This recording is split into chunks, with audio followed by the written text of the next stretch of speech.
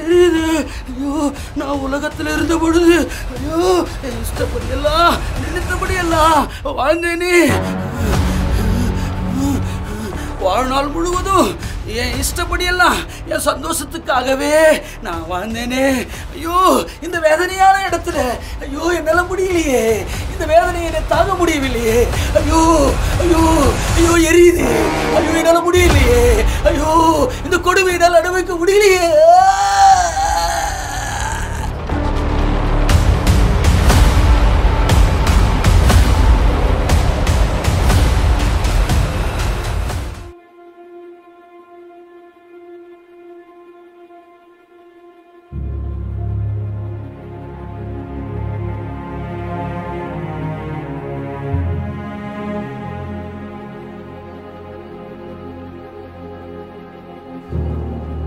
மனம் திரும்புங்கள், பரலோக ராஜ்யம் சமீபித்திருக்கிறது. உங்கள் பாவத்தை விட்டு தேவனிடத்தில் மனம் திரும்புங்கள். உங்கள் இச்சையான காரியங்கள் இருந்தும் தேவனுக்கு அருவருப்பான காரியங்கள் இருந்தும் மனம் திரும்புங்கள். நல்லவர்களைப் போல உங்களை நீங்களே பெருமைப்படுத்திக் கொள்ளாதீர்கள்.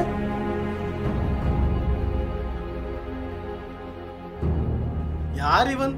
பாவங்களை அறிக்கிட வேண்டும் என்று சொல்லுகிறான். இவனுக்கு யார் அந்த அதிகாரத்தை கொடுத்தது? நாம் ஆபிரகாமின் பிள்ளைகள் அல்லவா? நமக்கு இவன் போதிக்கிறானே.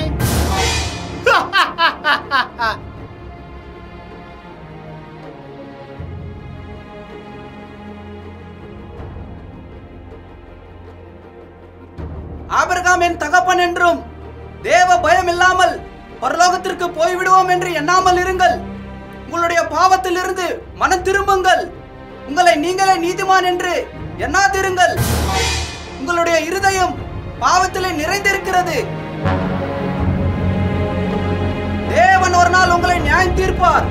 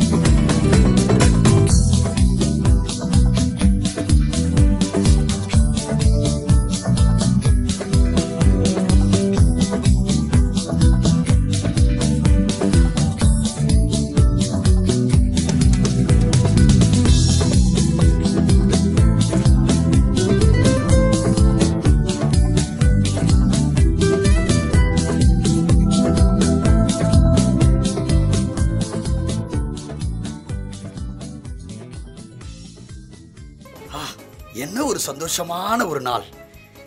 எனக்கு மிகவும் சந்தோஷமாக இருக்கிறது. என் சகோதரர்கள் எல்லாரும் ஒருமித்து இருக்கும் பொழுது என்னுடைய இந்த பிறந்த நாளை நீங்கள் கொண்டாடி மகிழுங்கள். சாப்பிட எல்லாம் இருக்கிறது, எல்லாம் சாப்பிடுங்கள், உங்கள் இஷ்டப்படி சாப்பிடுங்கள். வேண்டாம் வேண்டாம், இதெல்லாம் எனக்கு பிடிக்காது. பிடிக்காதுன்னு சொல்லாதீங்க. இது ஐஸ்வர்யவான்கள் சாப்பிடும் உணவு. நன்றாக இருக்கும், சாப்பிடுங்கள்.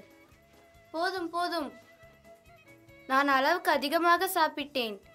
உணவு மிகவும் நன்றாயிருந்தது. இனிமேல் என்னால் சாப்பிட முடியாது. என்னது, போதும் என்கிறீர்களா? மீதியானாலும் பரவாயில்லை, நம்மிடம் அளவுக்கு அதிகமாக உண்டு. அனைவரும் இந்த உணவில் திருப்தியாகுங்கள். அதிகமான உணவு இங்கு இருக்கிறது, உங்கள் இஷ்டப்படி சாப்பிடுங்கள். சகோதரர்களே, எவ்வளவு சந்தோஷமாக நீங்கள் அனுபவிக்கிறீர்கள். மீதியானாலும் பரவாயில்லை, நீங்கள் மகிழ்ச்சியாக இருப்பதே எனக்கு சந்தோஷம். ஆஹா, என்ன ஒரு அருமையான சாப்பாடு! இது போன்று நான் சாப்பிட்டதே இல்லையே. சகோதரரே, எடுத்துக்கொள்ளுங்கள். அருமையாக உள்ளதல்லவா? அப்படியா? பார்க்கவே அருமையாக உள்ளது. கொடுங்கள், சாப்பிட்டு பார்ப்போம். எடுத்துக்கொள்ளுங்கள், எடுத்துக்கொள்ளுங்கள். ஐயா, இந்த பழம் சாப்பிடுங்கள், நல்லா இருக்கும். ஆஹா, என்ன சுவையாக இருக்கிறது! மிகவும் அற்புதமாக இருக்கிறது. நீங்கள் இந்த பழைச்சாறை அருந்தி பாருங்கள், மிகவும் நன்றாக இருக்கும்.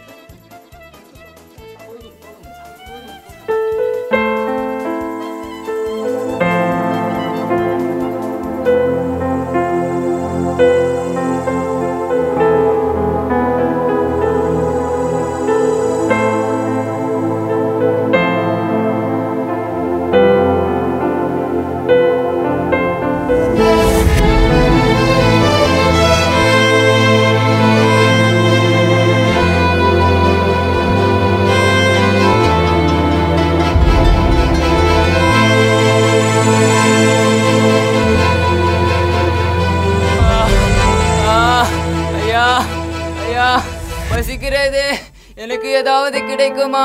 ஐயா ஐயா, சாப்பிட்டு பல நாள் ஆகிறது.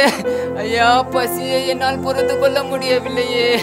ஐயா, பசியினால் என் உயிர் போய்விடும் போல் இருக்கிறது. ஐயா ஐயா, என்னால் முடியவில்லையே.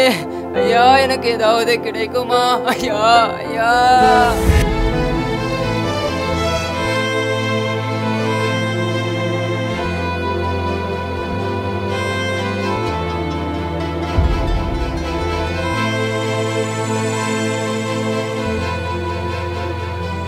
என்ன சத்தம் அங்கே? சீ, நீயா? இது பணக்காரர்கள் சாப்பிடும் இடம். இங்கு உனக்கு என்ன வேலை? போ இங்கிருந்து. இந்த உணவு உனக்கு தரமாட்டார்கள். போ போ இங்கிருந்து. ஐயா ஐயா, மீதமானவைகள் இருந்தாலும் நீங்கள் நாய்களுக்கு போட வேண்டியதாக இருந்தாலும் அது எனக்கு கொடுங்கள் ஐயா. பசியை என்னால் பொறுத்து கொள்ள முடியவில்லையே. ஐயா ஐயா, எனக்கு உதவுங்கள் ஐயா. ஐயா ஐயா, இங்கு ஒரு தரித்திரன் பசியோடு இருக்கிறான். ஏதாவது கிடைக்குமா என்று கேட்கிறான். நாம் சாப்பிடுகிற உணவை கேட்கிறானா? நம்முடைய உணவு சாப்பிடுவதற்கு அவனுக்கு என்ன தகுதி இருக்கிறது? இவனும் நாமும் ஒன்றா? இவன் செய்த பாவத்தினாலும் இவன் பெற்றோர்கள் செய்த பாவத்தினாலும் தான் இவன் தரித்திரனாய் பிறந்திருக்கிறான். இவனை இங்கிருந்து துரத்து விடுங்க. எங்கேயாவது போய் சாகட்டும் இவன்.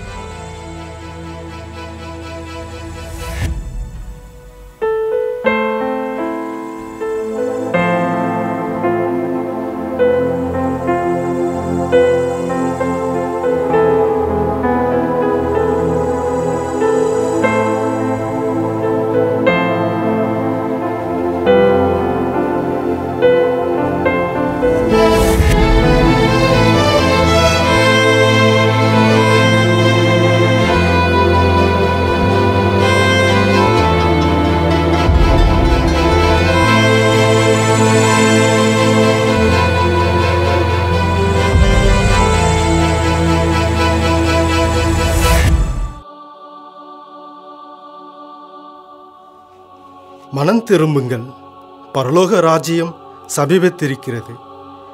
விபச்சாரம் செய்யாதிருங்கள். உன்னை நேசிப்பது போல் பிறரையும் நேசியுங்கள். பூமியிலே பொக்கிஷங்களை சேர்த்து வைக்காதீர்கள், பரலோகத்திலே உங்கள் பொக்கிஷங்களை சேர்த்து வையுங்கள். உங்கள் பொக்கிஷம் எங்கே இருக்கிறதோ அங்கே உங்கள் இருதயமும் இருக்கிறது. உன் கண் கெட்டதாய் இருந்தால் உன் சரீரம் முழுவதும் இருளாய் இருக்கும். இவன் தட்சனுடைய குமாரன் அல்லவா? இவனுடைய பெற்றோர்கள் யோசேப்பு மரியாள் என்பவர்கள் நம்மிடத்தில் இருக்கிறார்கள் அல்லவா? இவனுக்கு எங்கிருந்து இந்த ஞானம் வந்தது? யார் இவனுக்கு இந்த அதிகாரத்தை கொடுத்தது? தங்களுடைய பாவங்களை அறிக்கையிட்டு என்னை விசுவாசித்து என்னை ஏற்றுக்கொள்ளுகிறவன் எவனோ அவன் பரலோக ராஜ்யத்துக்குள் பிரவேசிப்பான்.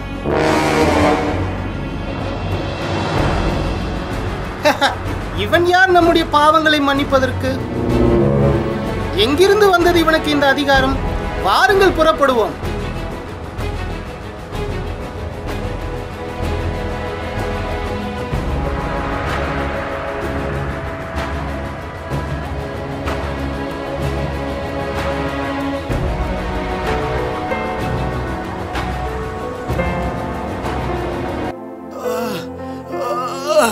என் தகப்பனாகிய ஆபிரகாமே, நீர் எனக்கு உதவி செய்ய வேண்டும் ஐயா. உலகத்திலே நான் வாழ்ந்து கொண்டிருக்கும் பொழுது சகலமும் எனக்கு இருந்தது. ஆனாலும் நான் அந்த தரித்திரனை நினைக்கவில்லை ஐயா. அவனுக்கு நான் உதவும் இல்லை. அவன் என்னிடம் பசியோடு வந்தான். நான் அவனை என்னிடமிருந்து விரட்டி விட்டேன் ஐயா. இன்று அவன் உம்மோடு இருக்கிறான். நான் செய்த பாவம் என்று உணராமல் இருந்தேன். தகப்பனாகிய ஆபிரகாமே,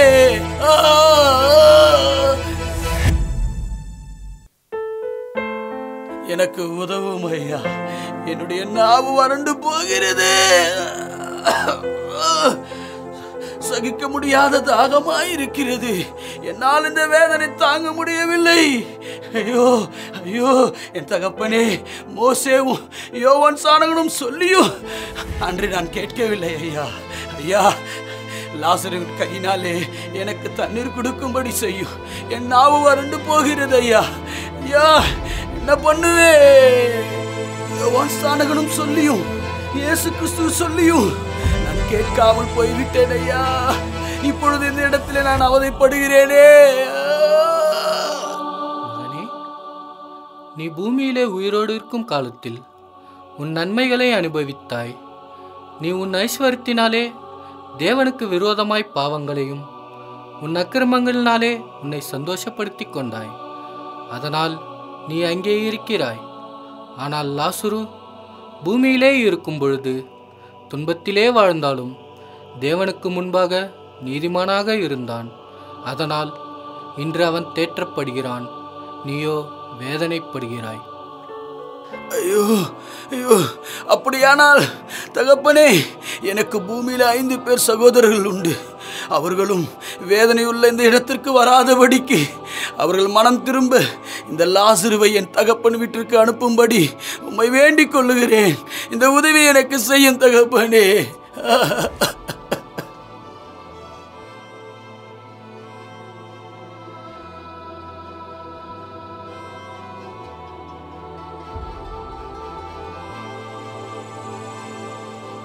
அவர்களுக்கு மோசேயும் தீர்க்கதரிசிகளும் உண்டு. அவர்களுக்கு அவர்கள் செவி கொடுக்கட்டும். மரித்தோரிலிருந்து ஒருவன் போய் சொன்னாலும் அவர்கள் மனம் திரும்ப மாட்டார்கள்.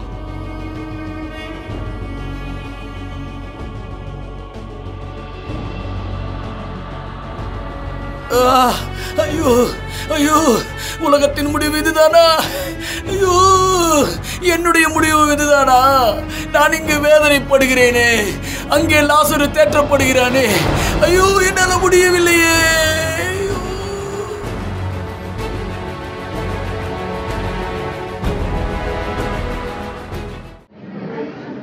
இப்பொழுது கூட நீங்க இந்த நாடகத்தை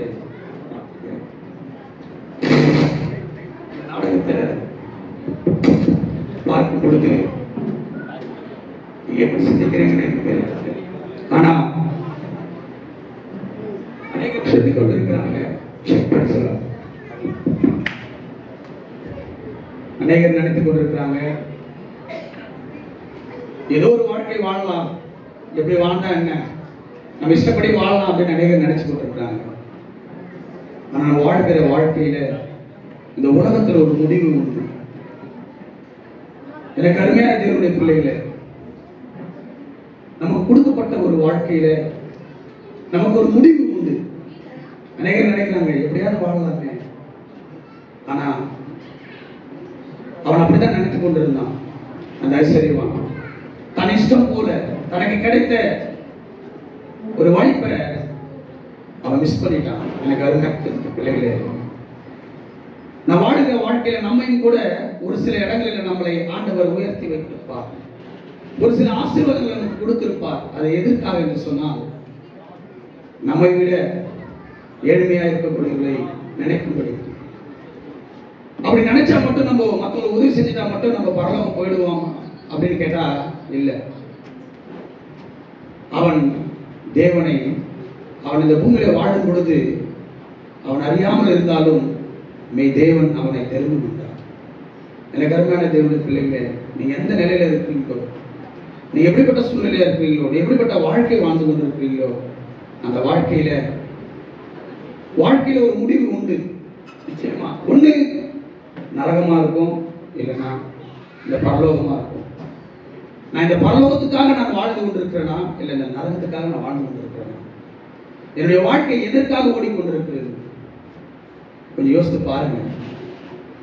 ஆண்டவராகிய இயேசு கிறிஸ்து சொல்லியும் யோவான் சானனம் சொல்லியும் நாம் கேட்கவில்லை தன் வாழ்க்கையில். அவங்களுக்கு பெரிய விஷயமா தெரியல. இன்னைக்கு நிறைய பேர் அப்படிதான் இருக்கிறோம். யார் என்ன சொன்னாலும் எங்களுக்கு என்ன, எங்க வாழ்க்கைக்கு சந்தோஷமா தானே போகுது, எங்க வாழ்க்கையை நாங்க பார்த்துக்கிறோம். ஆனால் மரணம் என்று ஒன்று உண்டு. அதில் இந்த மரணத்தை ஜெயித்தவராக ஆண்டவராக இயேசு கிறிஸ்து இன்றைக்கு அநேக பிரச்சனைகள் அவனை பாவிக்காக தன் ஜீவனை கொடுத்து அவனை மீட்டெடுக்கும்படி, வெளியேற பெற்ற அவர் ரத்தத்தினால மீட்டெடுக்கும்படி கர்த்தர் அவ்வளவு பெரிய காரியத்தை சிலுவையில அவர் செய்து முடித்தார். இன்றைக்கு அந்த ஒரு பாக்கியம் இன்றைக்கு இங்க உட்கார்ந்து கொண்டிருக்க ஒவ்வொருக்கும். ஒருவேளை நிறைய பேர் நினைக்கிறாங்க ஆண்டவராக இயேசு கிறிஸ்துவை நான் ஏற்றுக்கொண்டனே, நான் தான் பரலோகம் போயிடுவேன் சொல்லியிருக்கிறாங்க. ஆனால் அங்க கூட அப்படிதான் இருந்தாங்க ஒரு சிலர். ஆண்டவராக இயேசு கிறிஸ்து பேசும் பொழுதும் யோவான் சானகன் பேசும் பொழுதும் நாங்கள் ஆபிரகாமுடைய பிள்ளைகள் அல்லவா, நமக்கு என்ன இருக்குன்னு சொன்னா, அநேக கிறிஸ்தவர்களுக்கு என்ன இருக்குன்னு சொன்னா, நாங்க தெரிந்து கொண்டிருக்கிறோம் நாங்க எப்படிப்பட்ட பாவம் செய்தாலும் எப்படிப்பட்ட காரியத்தை செய்தாலும் நாங்க பரலோகம் போயிடுவோம். அப்படி இல்லை. நான் வாழ்கிற வாழ்க்கையில கர்த்தர் நியாயம் தீர்ப்பார். உலகத்துக்கு ஒரு முடிவு உண்டு. அந்த முடிவுல என்னுடைய வாழ்க்கை எப்படிப்பட்டதாக இருக்கிறது. எல்லாருமே இந்த உலகத்தை விட்டு ஒரு நாள் போகதான் போறோம். அந்த ஐஸ்வர்யானுக்கு தெரியாது அவன் வாழ்கிற வாழ்க்கை எப்படிப்பட்டது தெரியாது. நிறைய பேர் நினைச்சிட்டு இருக்கிறோம் அவங்க பாவம் செய்ததுனால அவனுடைய பாவத்தை நிமித்தம், அவன் பெற்றோர்கள் செய்த பாவத்தை நிமித்தம் அவன் நரகத்துக்கு போவாங்க. அப்படி கிடையாது. நாம் இந்த பூமியில வாழும்போது நாம் எப்படிப்பட்ட பசுத்த வாழ்க்கையை வாழுறோம், இயேசு கிறிஸ்துவுக்கு பிரியமான ஒரு வாழ்க்கை வாழறோம். நமக்கு உங்களுக்கு ஒவ்வொருவருக்குமே ஒரு வாழ்க்கை கொடுத்திருக்கு. ஒரு பதவியில நீங்க இருப்பீங்க ஒவ்வொரு இடத்துல. அந்த பதவி ஏன் கொடுத்திருக்கிறாருன்னா, கடவுள் நமக்கு அந்த பதவியை அந்த ஆசீர்வாதத்தை வைத்து மற்றவர்களை நினைக்கும்படியாக, மற்றவர்களை நீங்கள் நினைத்து அவர்களையும் நீங்கள் உயர்த்தும்படியாக தான் கர்த்தர் நம்ம அதை உயர்த்திருப்பார். ஆனா நிறைய பேர் அதை நினைக்கிறதே இல்லை. எனக்கு நான் ஏன் கஷ்டத்தோட நான் வளர்ந்தேங்க, என்னுடைய முயற்சினால நான் பெரிய ஆள் ஆனேன் அப்படின்னு நினைச்சுக்கினேன். நிறைய பேர் எப்படி இருக்கிறாங்கன்னு சொன்னா, தனக்கு கீழே இருக்கிறவங்க நினைக்கிறதே இல்லை. ஏன் உங்களை இந்த பூமியில சில பேர் ஆசீர்வதித்திருக்கிறார் என்று சொன்னால், இல்லாதவர்களை நினைக்கும்படி கர்த்தரை கொடுத்திருக்கிறார். அவர் பாவிகளை ரட்சிக்கும்படி கிறிஸ்து இந்த பூமிக்கு வந்தார். இந்த நாடகத்தின் வாயிலாக உலகத்தில் ஒரு முடிவு உண்டு. நாம் எந்த வாழ்க்கைக்காக வாழ்ந்து கொண்டிருக்கிறோம்? ஒருவேளை நம் பாவத்தினுடைய வாழ்க்கையில மரமிக பாவத்தினால நமக்கு பிடித்த சிற்றின்பங்களினால நாம் வாழ்ந்து கொண்டிருக்கிறோம் என்று சொன்னால், கண்டிப்பாக உலகத்தில் ஒரு முடிவு உண்டு. இந்த நரகம் தான். இல்ல இந்த நரகத்துல நான் வாழக்கூடாது என்று சொல்லி மனம் திரும்பி இந்த மெய்யான இயேசு கிறிஸ்துவினுடைய சத்திய வசனத்தை ஏற்றுக்கொண்டு அவரை நீங்கள் சேவித்தீர்கள் என்று சொன்னால், நிச்சயமாகவே பரலோக ராஜ்யத்துல அவன் ஏழ்மையா இருந்தான். லாசரு அவன் பார்க்கறதுக்கு ரொம்ப கேவலமானவன், பசியோட இருந்தான்.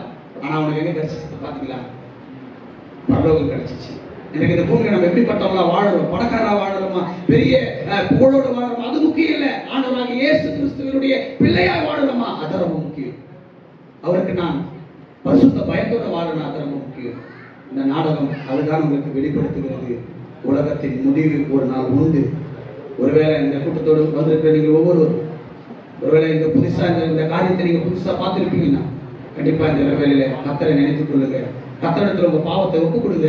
அவர் தான் உங்கள் பாவங்களை கழுவி உங்களை சுத்திகரிக்க முடியும். வேற யாராலையும் உங்களால மாற்ற முடியாது. எனக்கு அருமையான தேவனுடைய பிள்ளைகளே, இப்பொழுது ஒரு பாடல் பாடுவாங்க. அப்பொழுது இந்த நாடகத்தை நாங்க செய்யணும்னு சொல்லி நிறைய பிரயாசப்பட்டோம். நாங்க நீங்க நினைக்கிற மாதிரி நாங்க ஒரு பெரிய சேர்ச் இல்லை, எங்களுக்கு பின்னாடி ஒரு பெரிய நிறுவனம் எதுவுமே கிடையாது. நாங்க ஒரு ஏழ்மையானவங்க தான்.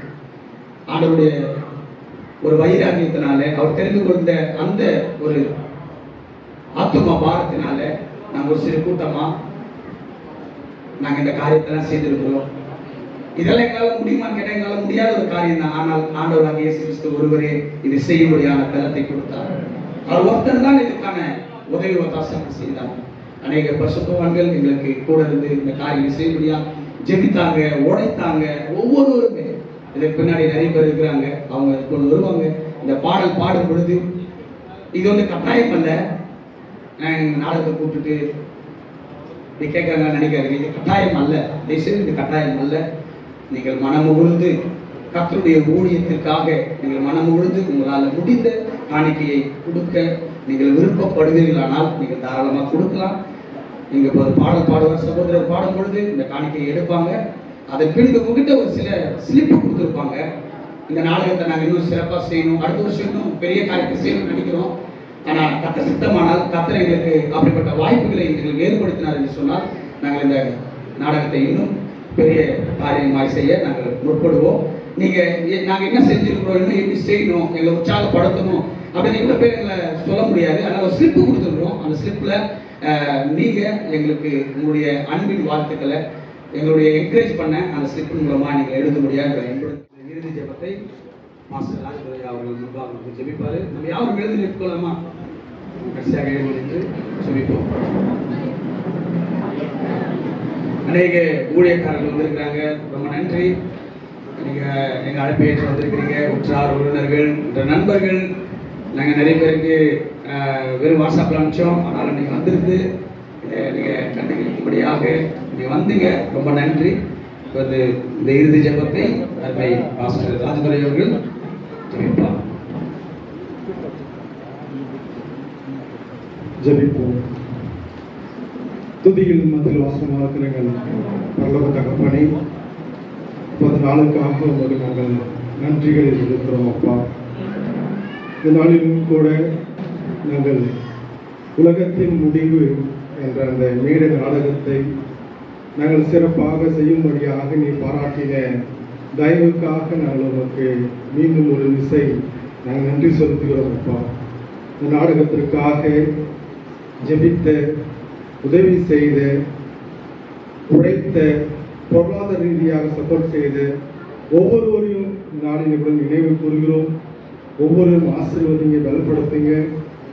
அதே போல் இந்த நாடகத்திற்கு பக்கபலமாக இருந்து சிறப்பான முறையிலே உங்களுடைய மகிமைக்கென்று செய்த ஜெயம் பாப்டிஸ்ட் திருச்சபைக்காக நாங்கள் ஒரு நன்றி செலுத்துகிறோம். திருச்சபையின் போதகருக்காக நாங்கள் நன்றி செலுத்துகிறோம் அப்பா. அதே போல் இந்த நாடகத்தை மீண்டும் சிறப்பாக செய்து முடிக்க உங்களுடைய பிள்ளைகளை இந்த இடத்திற்கு அழைத்து வந்து அவர்களையும் இந்த நாடகத்திலே பங்கு கொள்ளும்படியாக நீ செய்த இறக்கங்களுக்கு நன்றி செலுத்துகிறோம். தொடர்ந்து வழிநடத்துங்க, பலப்படுத்துங்க. இதுபோல எண்ணற்ற நாடகங்களை இந்த திருச்சபையின் வாயிலாக செய்து முடிக்க ஏற்ற பலத்தையும் உதவியும் என் தேவன் தாமே நீ பரத்திலிருந்து எங்களுக்கு கொடுக்க போகிற நன்றி செலுத்துகிறோம். தொடர்ந்து வழிநடத்துங்க, பலப்படுத்துங்க. ரட்சகராக இயேசு கிறிஸ்துவின் ஜெபிக்கிறோம் நல்ல தகப்பனே, ஆமென். கர்த்தரை ஸ்தோத்திரி, என் முழு உள்ளமே பரிசுத்தநாமத்தை ஸ்தோத்திரி.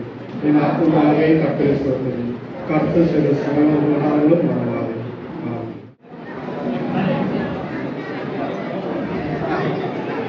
கர்த்தருக்கு ஸ்தோத்திரம். ஒரு அருமையான ஸ்கிரிப்ட் இது. இதில் வந்து நிறைய காரியங்களை வந்து நம்ம கற்றுக்க முடியும். எக்ஸாம்பிள் வந்து நான் இதில் லேர்ன் பண்ணது என்னன்னா, உங்கள் பொக்கிஷத்தை பரலோகத்திலே சேர்த்து வைங்கள், உலகத்தில் வேண்டாம். இந்த வார்த்தையை வந்து ரொம்ப நான் டீப்பாக யோசிப்பேன் அந்த வார்த்தைகளை. ஏன்னா இப்போ இந்த சம்பவத்தில் பார்த்தீங்கன்னு சொன்னால் உதவி செய்யாமல் நிராகரிக்கிறாங்க. ஆனால் உதவி செய்யும்போது ஆண்டவர் கொடுத்துருக்கிற பிரதானமான ஒரு பணி அது. எங்களுக்கு கேள்வி என்னன்னா, பரலோகத்தில் பொக்கிஷம் சேர்த்து வைக்கிறதுக்கு எக்ஸ்ட்ரா டைம் தான் இருக்கா? கிடையாது. 24 மணி நேரம் நம்ம நடந்துட்டு இருக்காரு. அதில் தான் நம்ம வாழணும். அந்த நேரத்தில் தான் நம்ம பொக்கிஷத்தை நம்ம சேர்த்து வைக்கணும். அதுக்கு எக்ஸ்ட்ரா வர எதுவும் கிடையாது. அப்புறம் என்ன செய்யணும், ஏன் அப்புறம் என்ன செய்யணும்னு சொல்லிட்டு நம்ம பார்த்தோம். ஸோ இதில் நிறைய பேருக்கு புரிஞ்சிருக்கும். இந்த ஸ்கிட்ல சொல்லியிருக்கிற மாதிரி நம்ம வந்து ஆண்களுடைய பிள்ளைகளாக உலகத்தில் வாழ்வதற்கு பிரயாசப்படுவோம். இது வந்து இன்னும் கூட நிறைய எஃபர்ட் எடுத்து இன்னும் பெஸ்ட்டாக செய்யறதுக்கு நிறைய வாய்ப்புகள் உண்டு. மேபி ஆலோசித்தோம்னா அடுத்த வருஷத்துக்கு வேற மாதிரி அதுக்கு பிரயாசம் நிறைய ட்ரை பண்ணுவாரு. எல்லாம் சப்போர்ட் பண்ணலாம், தொடர்ந்து ஜெபித்துக் கொள்ளலாம். ஸோ இது வந்து நான் நிறைய பேசலாம் ஆண்களுடைய வார்த்தைகளை. எல்லாம் டைம் வேஸ்ட் பண்ணலாம். தேங்க்யூ ஃபார் குட் மாலை வணக்கம். ஸ்டார்டிங் வந்து நிகழ்ச்சி பார்க்கறதுக்கு ஒரு வாய்ப்பு இருந்துச்சு. ஃபர்ஸ்ட் எல்லாருக்கும் நான் நன்றி சொல்லியிருந்தேன். இவங்களுக்கு எடுத்துக்க எஃபெக்ட் பார்த்தீங்கன்னா ரொம்ப சின்ன விஷயம்லாம் ஒன்றும் இல்லை, ரொம்ப பெரிய விஷயம். இந்த மாதிரி விஷயங்கள் செய்யுது. என்னதுலேயே பார்த்தீங்கன்னா ஒருத்தருக்கு ஹெல்ப் பண்ணணும்னு சொல்லுவாங்க. அது எந்த ஃபார்மேட்டில் சொன்னாலும் பரவாயில்ல.